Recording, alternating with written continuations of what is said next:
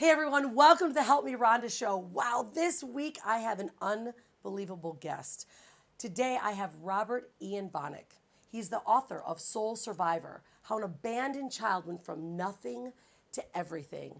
And he's going to reveal his story today. Robert! Hey girl, What's how you doing? up? How you doing? So good to have you here. So good to be here. I absolutely good to adore be you, here. by the way. Right back. I'm real excited to have you, especially to really tap deeply about your book. Yeah. Because you've gone through so many things, and we were just having a chat about your background. You're Jamaican, although you were born and raised in London. Yeah. Is that right? Absolutely right. How yeah. does a Jamaican boy find himself to London? How did your family get to London? Yeah, so back in the 60s, there was a bit of propaganda put towards Jamaica and West Indies, which was, come to London, the streets are paved with gold, make a whole lot of money, and go home and live like a king or a queen, as the case may be.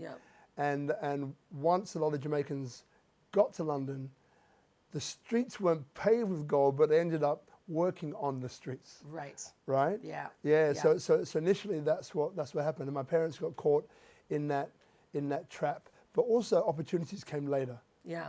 So tell us about that. You actually grew up and you were abandoned as a child, right? And I was looking into your book just recently, and there was a lot of things that kept coming up about, your past and how you've overcome it. Like most would see you're a Jamaican guy being raised, a kid that's abandoned, and you would really look at not having a whole lot of opportunities. And I would not normally see many kids in your situation be sitting here telling about being a model in Milan and working with the stars, which we're going to get to. Yeah.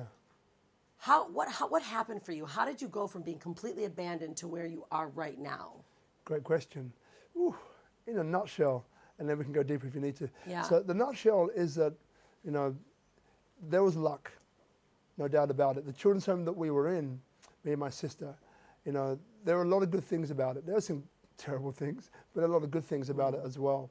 But I always felt something like a guiding hand around me. So you were, what year were you? How many kids, how many siblings do you have? Yeah, so my sister and I Okay. were put into that children's home together. Okay. And I have a younger brother who was brought up by a Welsh professor in their family, so he was fostered. He came a little bit later.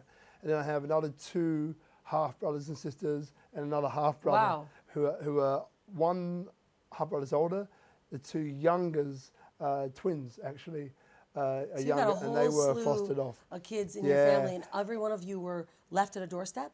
Pretty much. I mean, when the three were fostered, one was raised and then put into foster care.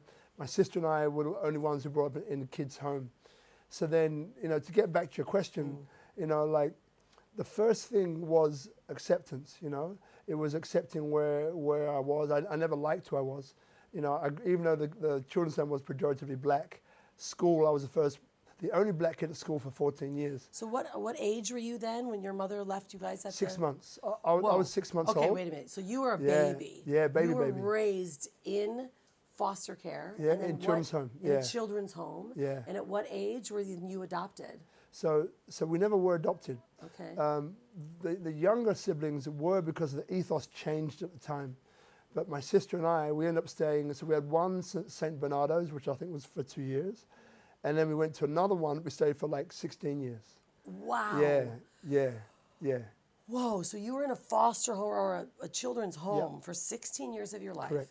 Yeah. How does a kid go living in that type of a home? I can't imagine there's a lot of over positivity or possibility in your mindset. How do you go from being in a space like that to coming out and actually living in a space of positivity like you are? I mean, you are such a beaming light. We know you here in Bali, as Robert, like the big smiling guy that runs life in Bali, that makes everyone feel amazing, right? You're beaming full of smiles. I would not expect that from you. Yeah. Knowing that your background, you were abandoned at 6 months, you were left on a doorstep, and then you were raised through 16 years of your life in a kid's home. Yeah. Talk about that gap. That's a big gap right there. It's a big gap.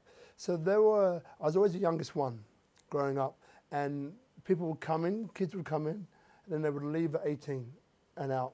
But me and my sister were the youngest ones who stayed literally from 6, all the way up. So I must have seen 30, 40, 50, 60 kids come through. Wow. Now, the interesting part is that each of those kids were like a mentor for me because I was shy. I was the youngest. I was bullied from time to time, but I was really, at home, I lived the life of an introvert. So I would be the guy who would just absorb, and I could look at what was happening in people's lives and see where their decisions took them, right? And then also people used to feel sorry for me, right? So they'd be coming to me saying, Rob, don't be like me, be better than me. And they knew that I looked up to them. And they knew that the life that they were living was leaving them on an inevitable course, which would lead into jail. Or one guy got shot in the head, for example. You know, one guy, you know, great success story, was the first black head chef of like a major London hotel, the Dorchester. You know, so there were success stories, right? But a lot of sad stories. But again, you know, like they ingrained in me, like, Rob, don't be like me. I know you look up to me, but don't be like me. So these were all kids that were left in this child's home, and you're learning from them. I'm learning from them. No parents. No. So maybe the guiders, the teachers. Like, well, we had members of staff which were like your surrogate parents. So, you know, different members of staff brought different things. Yeah, right. You know, so the woman who's in charge of the home, Gail, beautiful lady, Christian, she brought a Christian philosophy to it all. Members of staff, one woman called Eugene Devonish, she was a West Indian, so she brought a West Indian flavor. Jeff Britton, another West Indian, brought a West Indian flavor. Monty Edwards, who I'm still in touch with now, brought a West Indian flavor, and he was very pro-black. But not in a sense of black is everything and white is terrible, no. But just acknowledge your own power and embrace your own power as a black man living on the planet. Which is powerful, especially as a young boy, not having parents, growing up in London. I mean, it's a multicultural in London, but I mean, you could feel like you're much less than. Yeah. You mentioned Gail. Yeah. Gail, I was going through the book, and you mentioned Gail, so she came as a support system, but there was something that Gail did with you and for you that probably would have been destructive as a young person. It was the wetting the bed scene. Yeah, right? yeah. And how you use that as a lesson to really come through. Talk about that, because I think it's a big thing, especially like my audience, like, you know, we talk about sexy brands, right? Yeah. Anyone that's a sexy brand that just comes through life and their life shines through them, and that's their brand and what they give to the world. But there's always these things that have happened to us in moments that we realize that happened and that made me think differently or made me change the way I am today. Talk about that scene with when Gail kind of took over. You said it's the wetting the bed scene, but it was like one of the horrible times in your life. But then you realize what it did for you. Yeah, so there were many situations like that, and Gail wasn't the only one. There are many members of staff, you know, who taught us different things. And I mean, you know, which I'll get into in a second. But as you mentioned before, you know, it's at the time when it feels like shit, and it feels like the worst experience or worst time ever.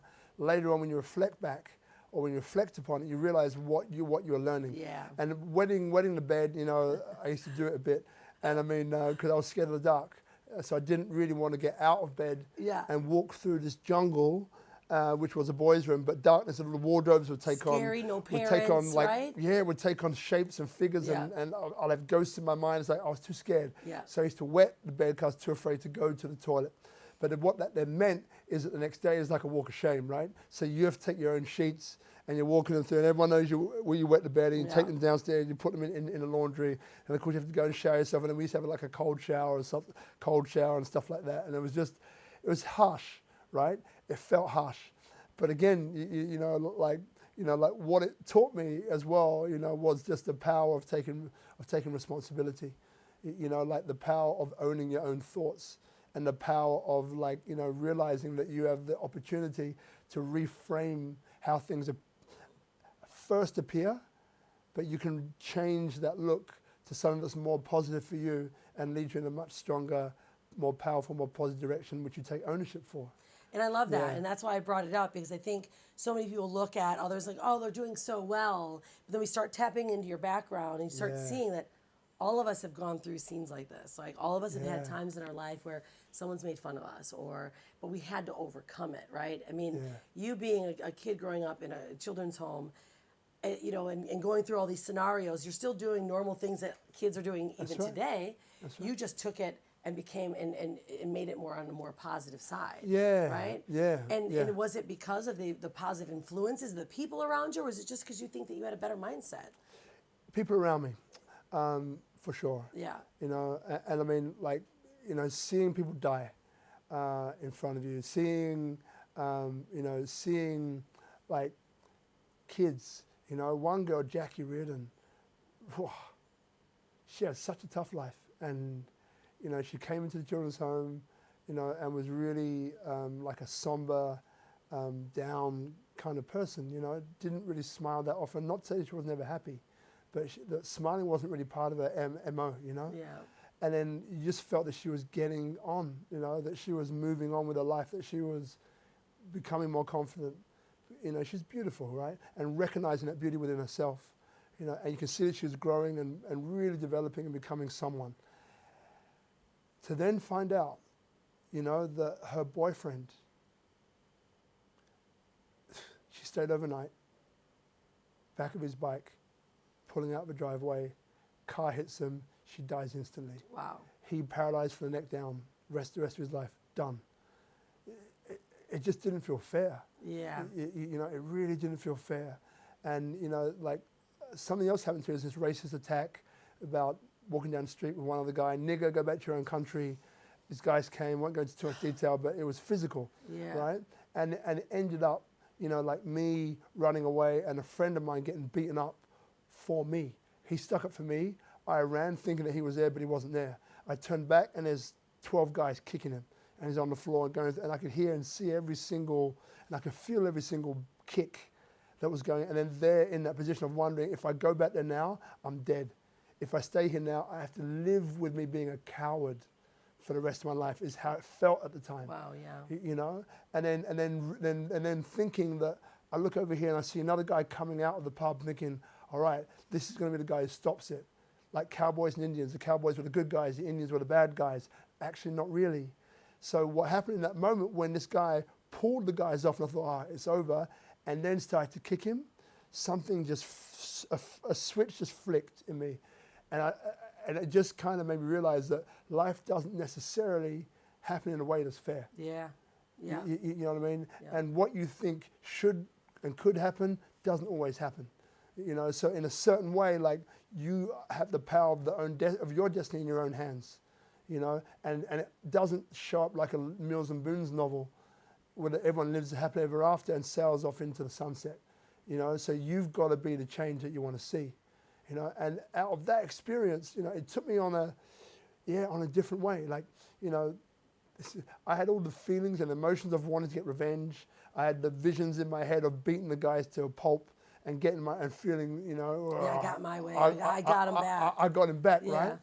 But then something else changed. And what that was this understanding and realization that it's actually education. You know, like these guys came to me because of ignorance. They didn't know what they were doing. 12 years of age, in a history class, kid puts his hand up, 100 Years' War we're studying at the time. Miss, yes. 100 Years' War, yes. It can't be the same people fighting. Right? That flew over my head. 4 years later, when that racist attack happened, I got it. And that is simply that, you know, it's what we pass on to the next generation and what we teach them that guides and creates who they become. So the guys who were the racists in a race attack, they didn't know any better. Maybe their background was that mum and dad, for their own reasons, didn't like black people because whatever, they took their job, or they're better at sport, or they're jealous, or whatever. Something happened to them that caused them to respond, well, actually react in a way that then they pass that on to their kids, and their kids through that, you know, the theta brainwave state, pick it up. Then the RAS kicks in, they take it on board, and that's who they become. Yeah. And that's who I met that day. So then what I realized was, you know what? I now have compassion for you because you don't even know what you're doing.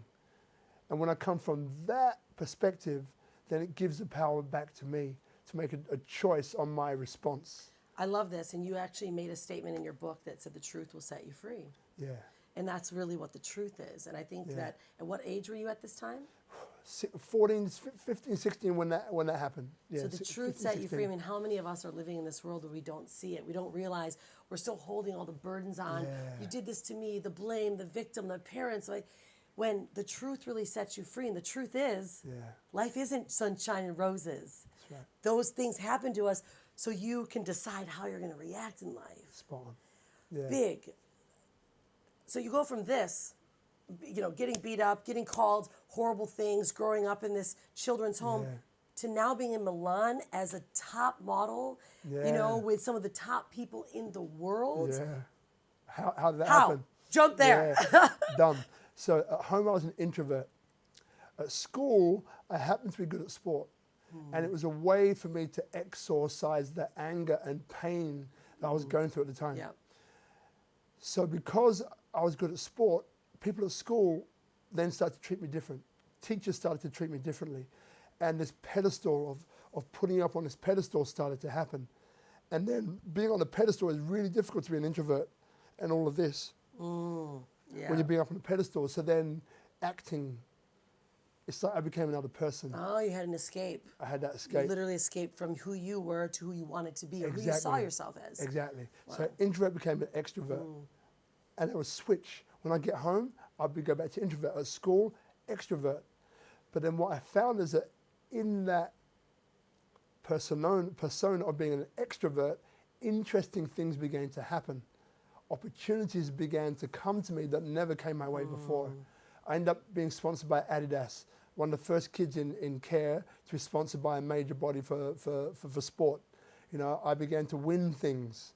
Then because I won stuff, then I'll get to go on skiing trips. Because I went to go on skiing trips, and I'd enter into a different echelon of society. And then because I would enter into a different echelon of society, I began to speak differently. As I began to speak differently, then other doors began to open to me. So all along the way, inner confidence was beginning to build up. I never still at this point thought that I was anything to look at personally. I still was uncomfortable with the way I looked, because I grew up on a Caucasian view of what beauty is. And my lips are not Caucasian, my nose is not Caucasian. And I had a hard time adjusting to these things. So your identity of how you saw yourself to how others were seeing you wasn't aligned. Completely different. Like completely and totally disalignment. Different. And most people would not continue to pursue that. They could dive right back into introversion. I mean, another time, a guy called Daniel Kahn, beautiful looking guy, God's gift to women, handsome, tall, great body, knew how to speak, was great at sport, was a rich guy, his family were well off at the time, was my best friend. Somehow he was my best friend. And he was older than me. And we'd always go out, and this guy would always have women dropping off of him. And me, I'd be like, I felt like the ugly duckling in the corner, right? And then one time, he came to my house, and we went out for something, and he goes, there's a girl who was asking about you. She said, where's that handsome guy you're with? And I was, it went over my head, and he's like, Rob, she's talking about you. I was like, what? And something, so we're talking now, an exterior comment that someone else made, someone I looked up to at the time, this other girl said, where's the handsome guy that you with? And they're referring to you. That was the first time that anyone had called me anything like that. And that thing, combined with the extrovert, just a door opened somewhere, right? And the modeling thing and all of that came through that door, because what it really truly was a cry for help. That's what it actually was. It was a cry for me to try to reach on the outside, to get that acknowledgement on the outside by becoming a model that would then give me the inner acknowledgement that, hey, I didn't look so bad. Right. I looked all right. And that's what was driving that whole modeling thing, right? Which interestingly enough, and I quickly skip forward. Yeah. So I worked with the supermodels, Naomi Campbell, Evangelista, Eva Herzegovina, and so I had some great opportunities, some great things. But the funny thing was, the irony was, in the height of success as a model, working with these really big brands and working with these amazing women and amazing looking guys, I still was the most, I felt so insecure and completely vulnerable in a negative way to the point that I just kind of realized, you know, I went out looking for this acknowledgement, which I got because I was in magazines, I got all that stuff, I was on billboards, I got all that stuff, but it didn't change the inside of me at all. And that's what I wanted to tap into. Yeah. Because we see this often, right? You know, my daughter Hanale, right? She's in Yeah. fashion. Yeah. And it's always that fine line between, as she grew up, people would say, oh, she's so beautiful, she's so beautiful. And we started to realize like that's almost more of a negative reinforcement than a positive one, because if they don't believe it, right? Instead of saying she's more beautiful on the inside than she is on the outside and reassuring that. But I see this often, right? We see this in stars and, you know, a lot of in the modeling, the acting world, where they're just being someone. And because the amount of suicide that has taken place in Hollywood, because of that just one reason.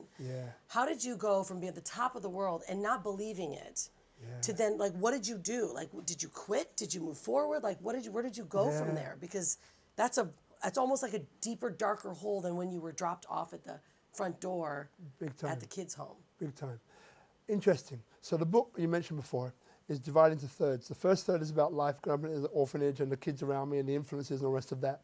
The second third of the book is about, you know, when I played basketball for England, I never thought I would get there, but I really wanted to. That is what a glass ceiling was for me. I didn't believe I could get there. No one thought I could get there, but I just really applied myself. I visualized, I focused, I did all this stuff and tripped upon a mechanism of getting stuff, of manifesting stuff that I had no idea what I was doing at the time, but I did. And when I did it and I got there, it opened up another doorway. And that doorway was like, well, if I can do this, and I didn't believe it was possible, what else can I do? Yeah.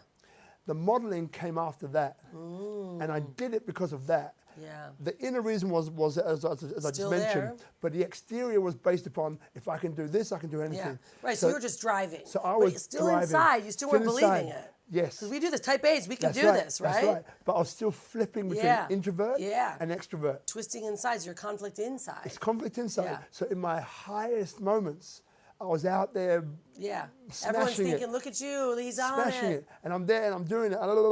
And then on the lowest points, I'm back to the introvert again, going, well, nothing's really changing here, Rob. It's actually getting worse, not getting better. You know, but I would keep pushing on the outside. So during that mid part of the book, that second third, modeling came up. Now, modeling, I had this other experience that happened, which this photographer who got me into the top agency, the guy shot that actually, interesting enough, far out, the guy who shot that. Yeah. So the experience was that he actually wanted more from me than what I could give. We were having another photo shoot at the time, some months later on, and then as a model, you're used to being naked, you're used to having that stuff around. In photo shoots, you're used to people touching your private parts, pushing them aside because it's in the shot, you don't want it to be in there, it's okay. But this guy, he dwelled on it for a bit too long. And he looked me in the eye, and I knew what he wanted at that point in time. I've heard of this happening a lot. It was that moment. It's one of those moments, and it was there, and I was like, how far do I want to go down this hole? Yeah. You know, because I know that I owe this guy a lot because this guy set me up. He opened all the doors. And I was thinking, well, do I let him do this thing or not? Do I do this thing or not? And I was there summing it up, thinking about it. And at the end, it was like, you know what? It's not worth it. It's not worth it. So I just told him, hey, get your hands off. Yeah. You know what I mean? Like, don't come near me again. Yeah. You know, and we finished it there and then, I never saw him again. Wow. And I knew at the same time, I was also closing the door to modeling as well. Because at that time, you know, I was modeling and I was doing stuff, but I wasn't making a great deal of money. I was doing some great jobs and getting some great money. But when you average it all out, it was and it was still shallow. Very hit and miss. And you felt shallow. And I saw it for what it was. Yeah. You know? And I met girls and I saw guys and I knew what was the casting couch. I knew what was going on. So to me, it was like, do I really see myself doing this for any longer than what I'm doing it for now? And remember, I'm in that zone of like, I'm doing it. I grab every moment. I say yes to everything. I grab every opportunity I can. I turn anything negative into positive. I'm in that frame of like, I'm going. At that time, a guy called Marco, who was modeling as well, he had this other job called Imagine. Imagine is where, as a model, you go to these clubs in the middle of nowhere in Italy. They pay you, and you're there looking good. You're kind of just the celebrity walking That's around. right. And the club gets the cachet because you have models there. That attracts the locals. It all feeds off one another. So I went and did that with him. And as it turns out, I was making more money doing that than I was modeling because it's regular money 3 or 4 times a week. So I was already stepping out. I was also getting into acting by that time as well. So I was getting some acting jobs as well. So I was already moving away from modeling.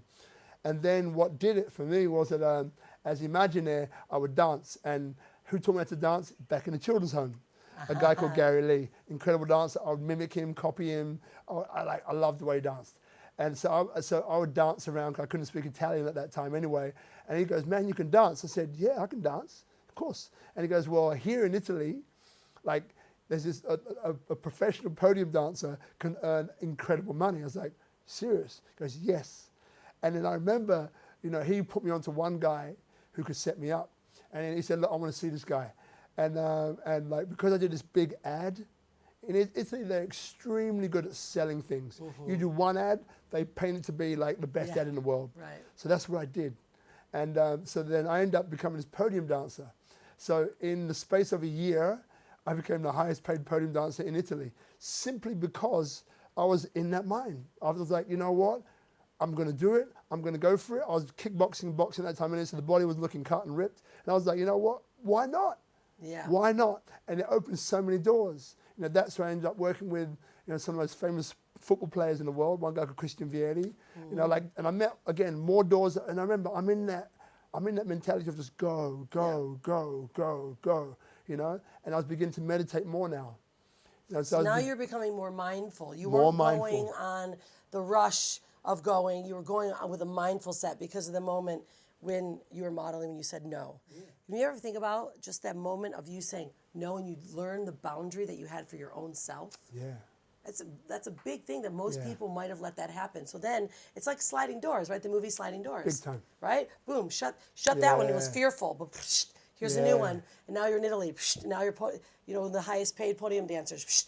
So we go from Italy, boom, you're in Bali. Yeah. Why are you in Bali? How did you go from all of this? We got a beautiful family now. I know. You've got run your company, Life in Bali. You do amazing things here that we'll chat about on Stand Up Bali Night. Yeah. How did you get from there to here? So Italy, I went from Italy back to UK, and then I went to travel the world. So prior to Italy, I went around the world for 2 years, and with a girlfriend. We finished studying, and I wound up in Australia, met some incredible people, modeled there as well. That's where I started. And then what happened was I got an offer. I was living in Milan at that time, working on the MTV Music Awards, Madonna in 1998. I got a phone call from a friend called Antonio Zambarelli, and he was like, Rob, I've got this club in Sydney. It's called Home. Well, we didn't have a name for it then. He goes, do you want to come back and do it? Why not? Hell yeah, let's do it. So I came back. And that was the first super club in the Southern Hemisphere. We spent 20 years running clubs in Sydney, one of which was voted number 3 in the world. That was Tank. So we dominated for 20 years in Australia and Sydney, the clubs and DJs and everything that spun around that. And then winding towards the end of that 20 years, the relationship with Antonio, even though we're always going to be married, like a married couple, we go through divorces every now and again, but we're always going to be married. But my other partner, who was my life partner, a girl called Isabella, we were together for 20-something years as well. That relationship was coming to an end. And that relationship was incredibly important because that really tapped into spiritual energies and everything else we're getting onto later. And as that came to an end, is where I was beginning to shed things. It was time for me again to metamorphosize and shed another layer. And then I met Marina around that time. And then Marina and I it's like a rebound, you know, like finish that one, go into this one, is this a rebound? And then we realized that, hey, I wanted kids, and she didn't want kids in the beginning, but said, you know, okay. And then we had kids very quickly.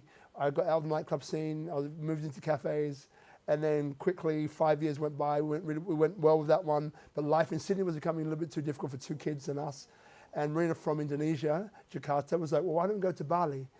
I was in Bali 25 years prior for a month. I had an incredible time. I was like, Bali, why not? So then why not? So then we came in for a quick holiday, checked it out, and then in our true style of just doing shit quickly, 3 months later we moved to Bali, right? And we didn't know anybody. That first year in Bali, we had enough money, we were on holiday. I wrote the book on a mobile phone from the front seat of an Avanza. And then it was figuring out what is it that I want to do. So this time was a time to really take stock of all that had happened in the years prior, and I knew that was another time to shift internally emotionally, spiritually, mentally, physically, all of that into a different vibration. And then being in Bali, as we know, has got this vibrational energy where it just throws stuff at you. And you either take it, accept it, move through it, or you run, right? It. And for some reason, I decided to accept it and stay and work through it, you know? And it allowed me to really go back to the children's home and realize that on a Sunday afternoon, we'd be playing football in the back garden with like 20, 30 kids and like another 40 people from the local community, like it's halfway house of all the rich kids who are dropouts, the criminals, the gangsters, the thugs, all of them all in their back garden playing football. I realized that I was always trying to get back there because in that environment was this understanding of there was no class. And in UK there's a class structure, but there was no class. It wasn't about color. It wasn't about money. It wasn't about religion or background.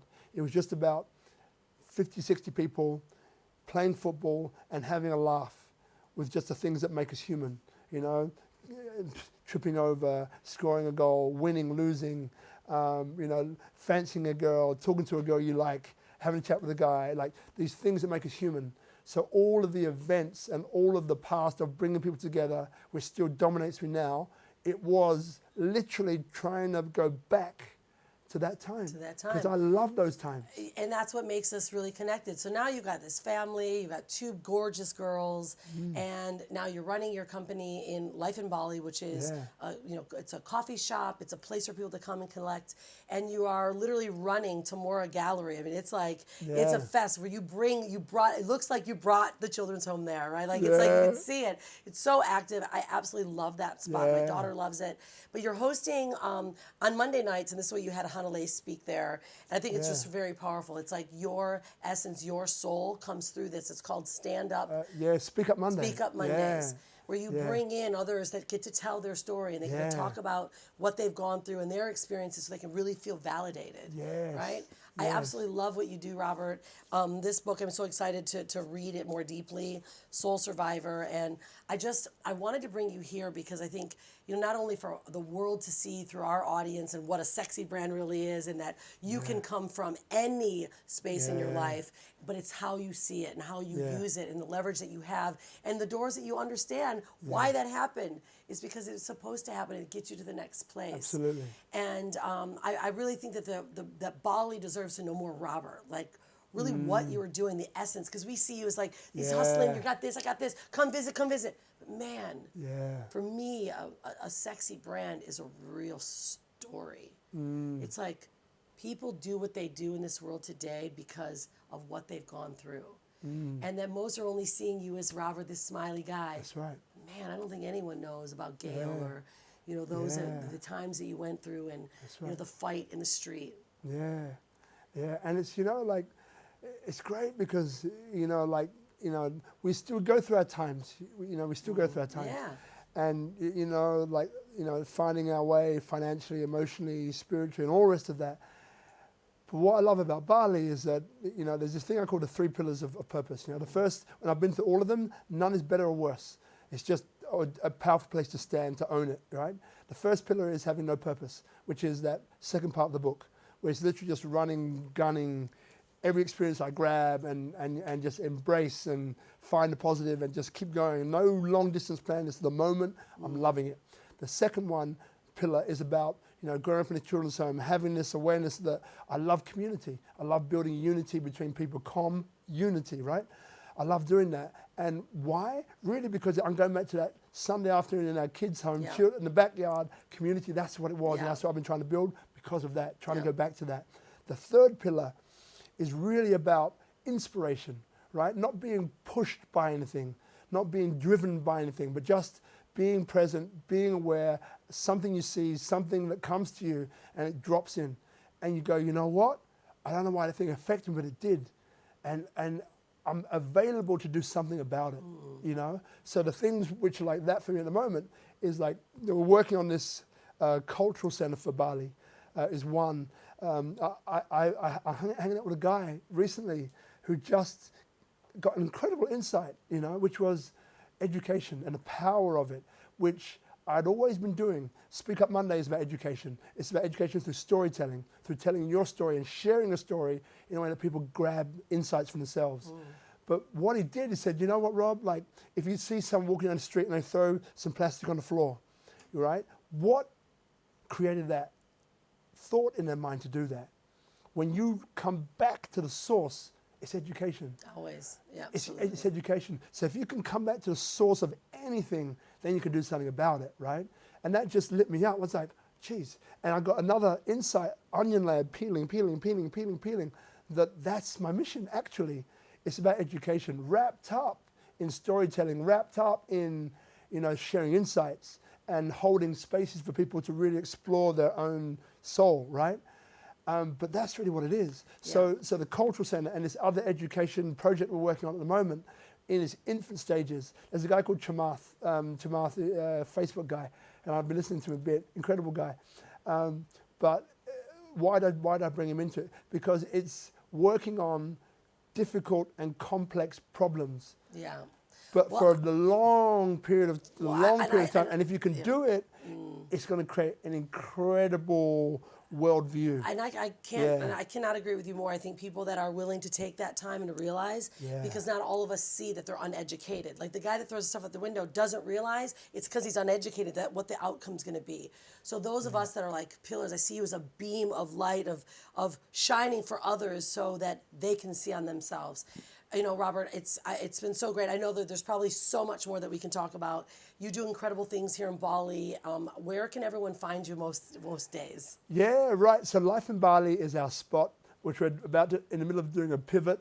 But the role I have, we have this collaborative consultancy role tomorrow. So I'm the GM, like a general manager role with Tomorrow Gallery and Square. So you always find me around Tomorrow Gallery, Tomorrow Square at the moment. For a while it will be that way. Life in Bali, we're obviously there too. And there's a little project we're working on at the moment for Life in Bali that's moving just across the road. All right, we'll keep looking for you. And I want people to be able to find your book. How can they find Soul Survivor? Yeah, so my website, robertianbonick.com, has got all the links. It keeps you updated on what I'm doing and what I'm up to. Not quite as updated as you are, because I haven't included that stuff on there yet. But yeah, so robertianbonick.com, you'll find me there. Just look out for Life in Bali, life with a Y. So Life, L-Y-F-E. We'll make sure that we have everything on our show notes, and because it's also going to be a podcast, it's also going to be broadcasted, all over. I just think that you're an amazing human being, and I want to thank you for being here, Robert, and for sharing your story. Thank you so much. And look, last thing I want to say, just to keep you updated, so we've got an event which I founded called the Brow Food and Wine Festival, which is an incredible event, 4,000 people in one day. We're doing that again. That one's coming up soon, so I'll let you all know about that. But please come. It's it'll be over 3 days this time. It's a unity event wrapped up in a food and wine festival. Well, when they find Life in Bali, they can find all these events that pop up. Awesome. Wow, that's what I call a sexy brand. Guys, think about it.